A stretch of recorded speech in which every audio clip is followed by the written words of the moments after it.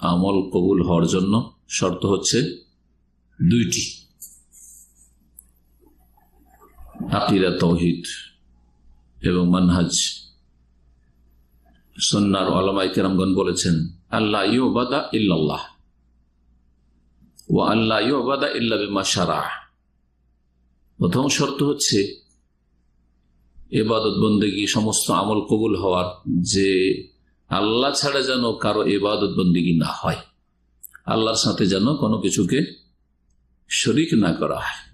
তাওহীদ প্রথম শর্ত, ইখলাস শর্ত। এই তাওহীদ আর ইখলাসের পরিপন্থী হচ্ছে শিরক, বহুমুখী শিরক, বড় শিরক হোক আর ছোট শিরক হোক, এই শিরক আমলকে ধ্বংস করে দেয়। বড় শিরক হলে সমস্ত আমল অতীত ধ্বংস হয়ে যায়। লাইন আশরাকতা লায়াহবাতান্না আমালুক। শিরকে আসগার কবিরা গুনাহ, বড় শিরক করলে যে আমলে শিরক ঢুকে ইখলাস পরিপন্থী হয়ে যায়, রিয়া, লোক দেখানো, লোককে শোনানো, দুনিয়ার উদ্দেশ্য হয়ে যায়, সেটা প্রাথমিক পর্যায়ে থাকলে সে আমলটি নষ্ট হয়ে যায়।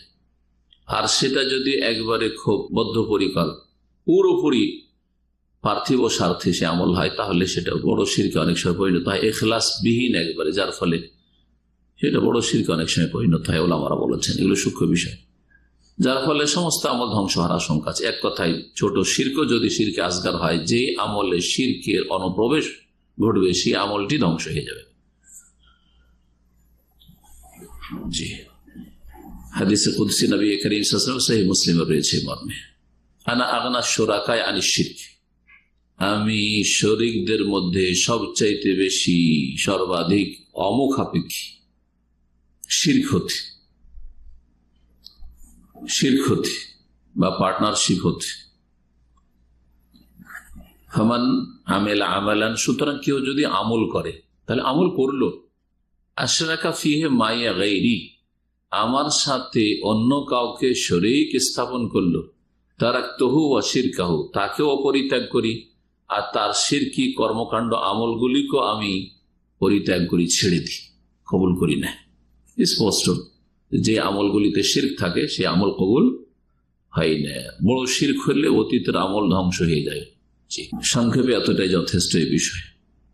দ্বিতীয় শর্ত আমল কবুল হওয়ার, ও আল্লাহ ইউবাদা ইল্লা বিমা শারা'a, ইবাদত বন্দেগী করা চলবে না একমাত্র রাসূলুল্লাহ সাল্লাল্লাহু আলাইহি সাল্লামের আনিত পদ্ধতি, শরীয়ত, আদর্শ ছাড়া। সে আদর্শ মতো ইবাদত বন্দেগী হইতে হবে, অর্থাৎ রাসূলুল্লাহ সাল্লাল্লাহু আলাইহি সাল্লামের তরিকা আসতে হবে। এই কথাটি আমার অনেক আলোচনাতে সহজ ভাষায় বলেছি, মানুষকে মোটা কথা বোঝানোর জন্য, যে এক আল্লাহর ইবাদত করবেন আর এক নবী করিম সাল্লাল্লাহু আলাইহি সাল্লামের তরিকা ইবাদত করবেন। ইবাদত হবে এক আল্লাহর জন্য, আর ইবাদতের তরিকা পদ্ধতিটা হবে একমাত্র শেষ রাসূল খাতামুন নবীয়িন মুহাম্মদুর রাসূলুল্লাহ সাল্লাল্লাহু আলাইহি সাল্লামের তরিকা আদর্শ অনুযায়ী। যদি কোনো ইবাদতে বিদআতের অনুপ্রবেশ ঘটে, ইবাদত করলেন আর ওতে বিদআত ঢুকে গেল কিছু, তাহলে সেই আমলটি নষ্ট হয়ে যায়। সে আমল কি হয়ে যায়? নষ্ট হয়ে যায়। সমস্ত আমল নষ্ট হবে না, যেই কাজটাই বিদআত করলো সেই আমলটা কি হয়ে যাবে? নষ্ট হয়ে যাবে। দলিল মা আয়েশা রাদিয়াল্লাহু তাআলা আনহা থেকে বর্ণিত হাদিস, সহিহ মুসলিমে রয়েছে, সহিহ বুখারীতে এই হাদিসটি রয়েছে, তবে অধ্যায় এর সাথেই রয়েছে, এই জন্য অনেকে সহিহ মুসলিমে রয়েছে। নাম্বারিং এ আপনি খুঁজে বুখারীতে পাবেন না, কিন্তু সহিহ মুসলিমে রয়েছে। মান আমিলা আমালান লাইসা আলাইহি আমরুনা ফাহুয়া রাদ্দুন, কেউ যদি কোনো আমল করে, তাহলে এও আমল করলো, লাইসা আলাইহি আমরুনা, যার ওপর আমার নির্দেশ নেই বা আদর্শ নেই, যেই রকম আমার আদর্শ না, আমার আদর্শ ছাড়া, আদর্শ ব্যতিক্রম আমল করলো, ফাহুয়া রাদ্দুন, সেটা হচ্ছে প্রত্যাখ্যাত। রাদ্দুন মানে মারদুদুন, মাজদার ইসম মাফউলের অর্থ, সেটা হচ্ছে মারদুদ, রিজেক্টেড।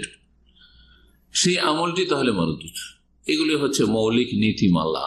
এই মৌলিক নীতিমালাগুলি যদি ঠিক থাকে, অল্প আমল মানুষের মুক্তির জন্য, নাজাতের জন্য, আল্লাহর আযাব থেকে যথেষ্ট দুনিয়া আখিরাতের। আর যদি এই নীতিমালা ঠিক না থাকে আর আমলের পাহাড় পর্বত থাকে, কোনো কাজে আসবে না, সব ধ্বংস হয়ে যাবে। সারা মরিচিকার মতো সে আমলগুলি হবে।